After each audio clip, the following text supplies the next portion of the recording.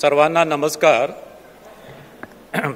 सर्व सन्माननीय वृत्तपत्र व वृत्तवाहिन्यांचे संपादक व प्रतिनिधी, आपल्याला माहीतच आहे की माननीय सर्वोच्च न्यायालयाने आदेशाद्वारे 31 जानेवारी 2026 पूर्वी स्थानिक स्वराज्य संस्थेच्या सर्व मुदत संपलेल्या स्थानिक स्वराज्य संस्थेच्या सर्व निवडणुका घेण्याबाबत निर्देश दिलेले आहेत आणि या दृष्टीने स्थानिक स्वराज्य संस्थेच्या या निवडणुकीच्या दृष्टीने आपल्याशी संवाद साधावा आणि आपल्या माध्यमाने मतदार, उमेदवार, राजकीय पक्ष व इतर सर्व संबंधितांपर्यंत हा संदेश पोहोचण्यासाठी आज आम्ही राज्य निवडणूक आयोगामार्फत ही पत्रकार परिषद आयोजित केलेली आहे. मला आपल्याला सांगावंसं वाटते की ही पत्रकार परिषद ही फक्त नगर परिषद आणि नगरपंचायती निवडणुका संदर्भात आज मी संवाद साधणार आहे.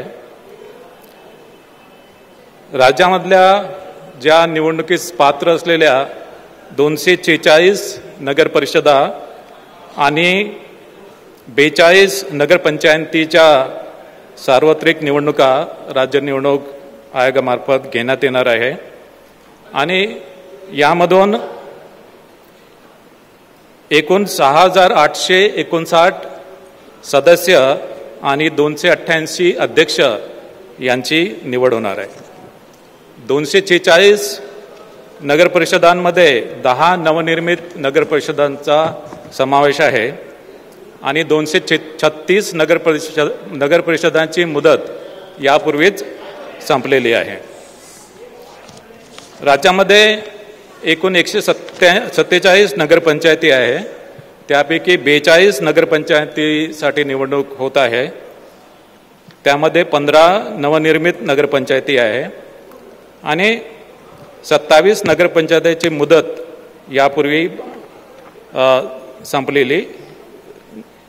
संपलेली आहे आणि उर्वरित 105 नगरपंचायतीची मुदत यापूर्वी समाप्त झालेली नाही. नगर परिषदची साधारणतः सदस्य संख्या ही 20 ते 75 आहे आणि नगरपंचायतची सदस्य संख्या ही 17 आहे. नगर परिषदेची निवडणूक ही बहुसदस्यीय पद्धतीप्रमाणे आहे आणि साधारणतः एका प्रभागामध्ये सर्वसाधारणपणे 2 जागा नगर परिषदेमध्ये असतात. पण नगर परिषदच्या सदस्य संख्येचा आकडा विषम जर असेल तर नगर परिषदेमध्ये एका प्रभागामध्ये 3 जागा असतात. म्हणजे साधारणतः मतदारांना 2 ते 3 सदस्यांसाठी वोटिंग करावं लागेल. याशिवाय नगर परिषदेचा एक अध्यक्ष आहे, यासाठी सुद्धा मतदान करावं लागेल. नगरपंचायतमध्ये आपल्याला माहीत आहे की फक्त एक सदस्य असतो आणि एक अध्यक्ष, त्याच्यामुळे तिथे मतदारांना नगरपंचायतीसाठी 2 मतं द्यावे लागतील. नामनिर्देशन हे पूर्णपणे राज्य निवडणूक आयोगाने जे संकेतस्थळ विकसित केलेले आहे त्या संकेतस्थळावर ऑनलाईन नामनिर्देशन पत्र स्वीकारले जातील आणि एका प्रभागामध्ये एका उमेदवाराला जास्तीत जास्त 4 नामनिर्देशन पत्र दाखल करता येतील.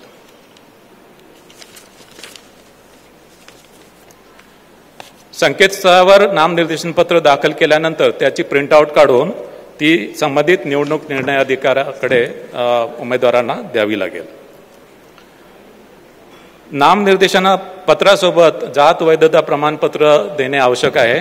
मात्र ज्यांनी नामनिर्देशनापूर्वी जात वैधता प्रमाणपत्रासाठी अर्ज केला आहे आणि नामनिर्देशनाच्या दिवशी ज्यांच्याकडे जात वैधता प्रमाणपत्र नाही आहे त्यांना अर्ज केल्याची पावती त्यांना सादर करून नामनिर्देशन पत्र त्यांना दाखल करता येईल.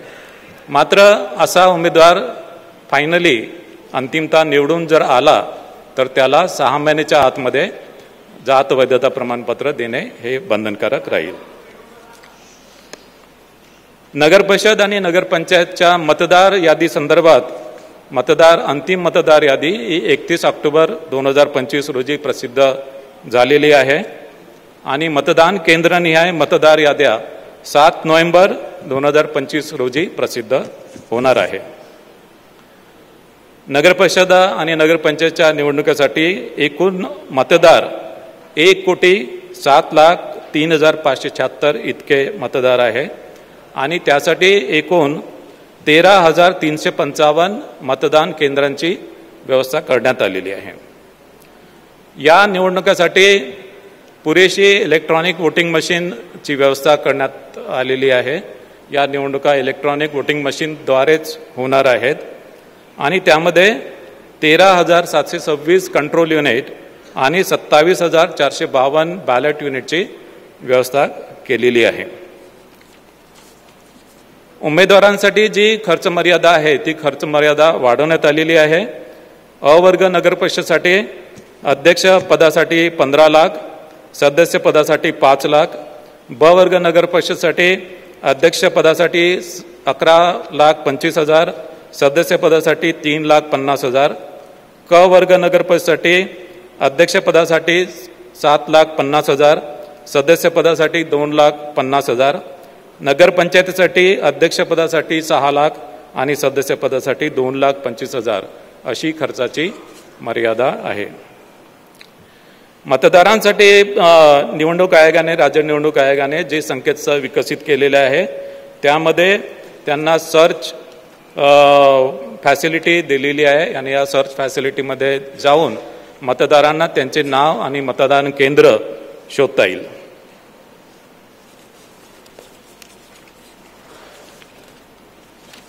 याशिवाय मतदारांच्या सोयीसाठी एक नवीन मोबाईल ॲपसुद्धा आम्ही विकसित केलेले आहे.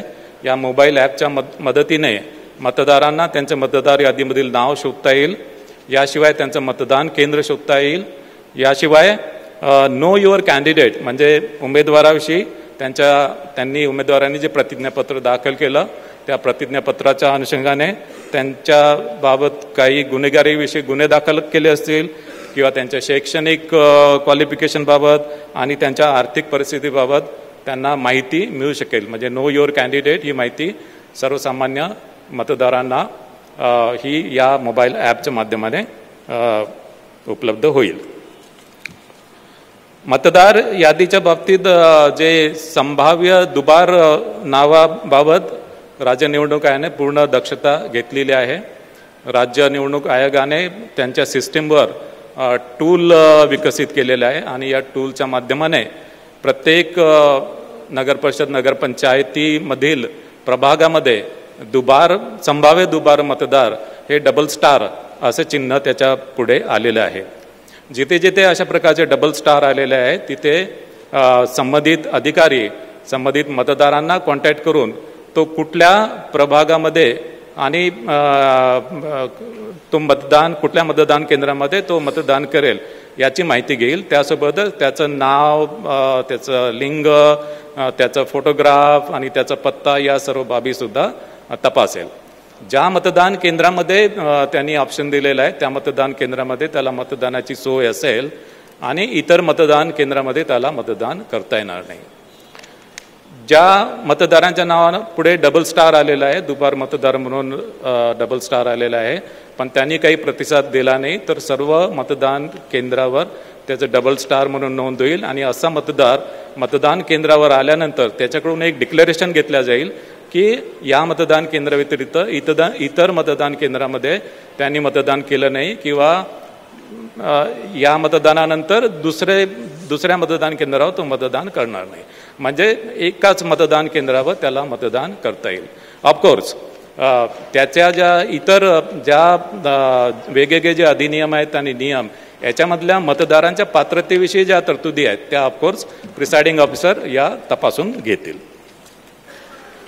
मतदार जागृतीच्या संदर्भात मतदानाचा टक्का वाढावा यासाठी आम्ही 32 वेगवेगळ्या प्रकारचे ॲक्च्युली वोटर्स अवेअरनेस कॅम्पेन आम्ही घोषित केलेले आहेत आणि संबंधित नगर परिषद आणि नगरपंचायती यांच्या निधीमधून हे जे मतदान आणि काही निधी राज्य निवडणूक आयोगाकडे पण आहे. सोशल मीडियाच्या माध्यमाने आणि राज्य निवडणूक आयोगाने त्याच्या संदर्भात एक गीतसुद्धा तयार केलेलं आहे आणि या वोटर्स अवेअरनेस कॅम्पेनच्या माध्यमाने मतदानाचा टक्का जास्तीत जास्त वाढेल याच्याबद्दल आम्ही दक्षता घेतलेली आहे. वेगवेगळे पोस्टर्स, बॅनर्स, क्रिएटिव्ह आर्ट, भित्तिचित्र, चित्ररथ याच्या माध्यमाने सुद्धा वोटर्स अवेअरनेस कॅम्पेन राबवला जाईल. मतदान केंद्रावर पुरेशा सुविधा देण्यात आलेल्या आहेत आणि त्याच्यामध्ये विशेष करून दिव्यांग मतदार, तान्ह्या बाळासह ज्या स्त्रिया आहेत, गरोदर स्त्रिया आहेत, ज्येष्ठ नागरिक आहेत यांना प्राधान्याने मतदान करून दिलं जाईल. दिव्यांग आणि ज्येष्ठ नागरिकांसाठी रॅम्पची सोय केलेली आहे. याशिवाय व्हीलचेअरची सुद्धा व्यवस्था करण्यात येणार आहे. सर्व मतदान केंद्रावर विजेची व्यवस्था, पिण्याच्या पाण्याची व्यवस्था, सावलीची व्यवस्था, शौचालयाची व्यवस्था उपलब्ध करून देण्यात आलेली आहे. आणि विशेष करून काही मतदान केंद्र हे गुलाबी मतदान केंद्र म्हणून ॲक्च्युली हे आम्ही करू आणि या गुलाबी मतदान केंद्रामध्ये या मतदान केंद्रातील सर्व निवडणूक अधिकारी, कर्मचारी, पोलीस कर्मचारी हे महिला कर्मचारी असतील. यावेळेस मतदान केंद्राच्या इमारतीमध्ये मोबाईल नेण्याची एक फॅसिलिटी आम्ही दिलेली आहे. मात्र ॲक्च्युअल मतदान केंद्रामध्ये मोबाईल नेता येणार नाही, त्या इमारतीमध्ये नेता येईल आणि त्या मतदान केंद्राच्या बाहेर एक फॅसिलिटी असेल, तिथे मोबाईल तिथे डिपॉझिट करता येईल. मात्र हे कंपल्सरी नाही आहे. जे निवडणूक निर्णय अधिकारी याच्या संदर्भात निर्णय घेतील की कुठल्या मतदान केंद्रावर ही मोबाईल नेण्याची फॅसिलिटी उपलब्ध करून द्यायची आहे.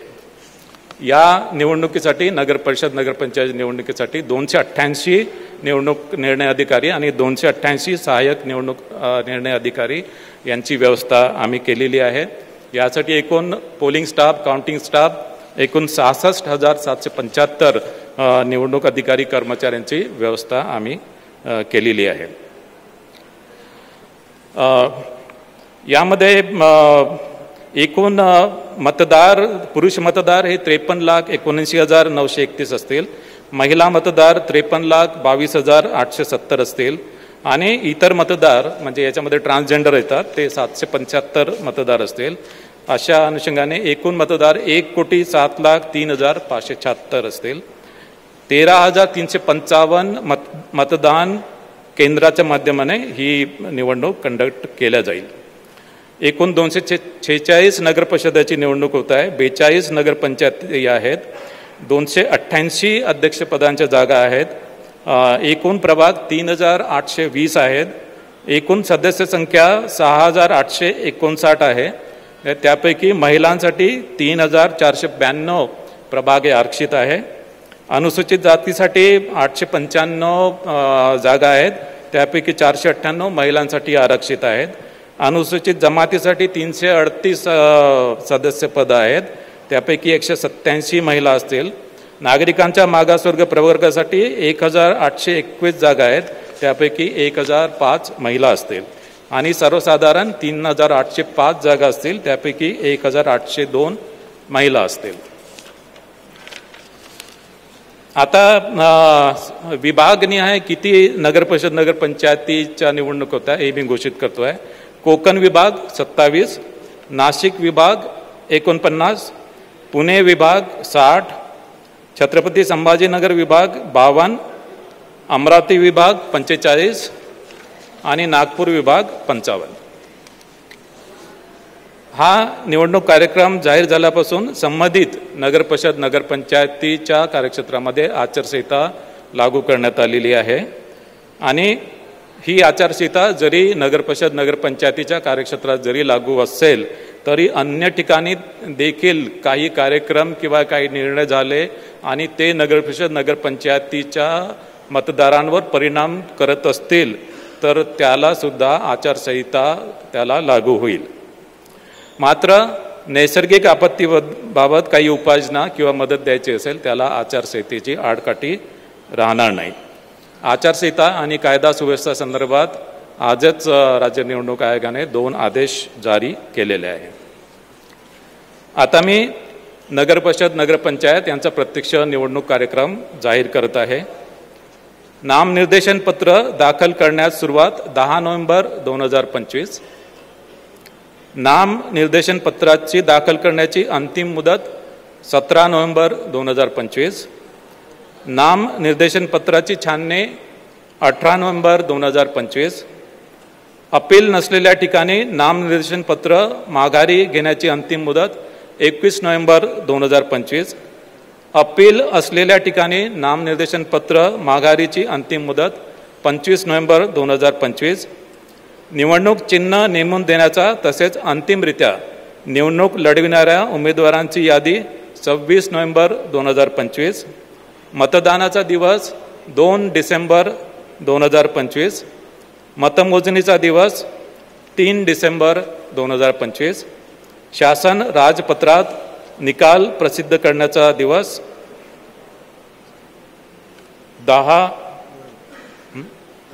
10 नोव्हेंबर 2025, सॉरी 10 डिसेंबर 2025. तर या अनुषंगाने नगरपरिषद नगरपंचायतीच्या निवडणुका या स्वच्छ, पारदर्शक, निर्भय आणि कायदा व नियमाच्या चौकटीत करण्याची संपूर्ण दक्षता राज्य निवडणूक आयोगाने घेतलेली आहे. एबीपी माझा, उघडा डोळे बघा नीट.